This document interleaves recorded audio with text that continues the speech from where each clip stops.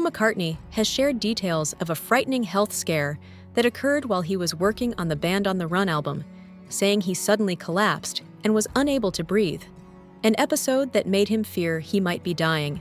The former Beatle was recording the album, his third with Wings and fifth solo project since parting ways with the band in April 1970, in Nigeria, when the incident took place. Feeling the studio was too stuffy, he stepped outside to get some fresh air, but found the outdoor atmosphere even worse. Soon after, he began experiencing intense chest pain and felt extremely unwell. As his condition worsened, Paul lost consciousness, and his wife Linda feared he had passed away. Later, it was determined he had suffered a bronchial spasm. He was confined to bed for several days, unable to work, and described the experience as agonizing and among the most terrifying times in his life. Despite this, Band on the Run was completed and released at the end of 1973. It became his most acclaimed solo album post-Beatles, eventually selling over 1 million copies and marking his last release with Apple Records. Reflecting on the incident in a past interview, Paul explained that the studio had felt claustrophobic, prompting him to step outside, only to be met with even more unpleasant air.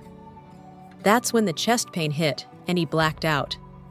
Linda, witnessing the event, was overwhelmed with fear. Though a local doctor dismissed the episode as likely related to excessive smoking, Paul recalled being terrified and bedridden, convinced he was at death's door.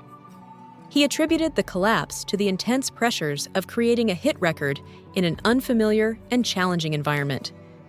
That wasn't the only difficulty Paul faced while in Lagos.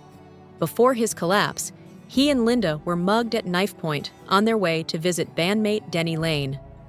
The couple, walking like typical tourists with cameras and tapes in hand, were approached by a car.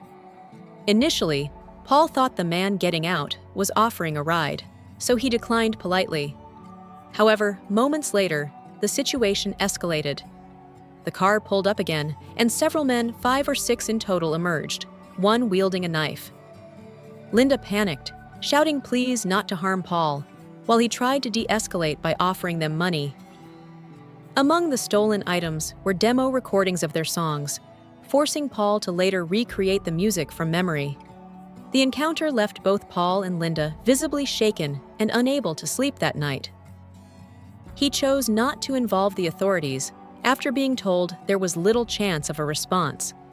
Even so, he felt a strong sense of responsibility to finish the album, which only added more weight to an already intense period in his life.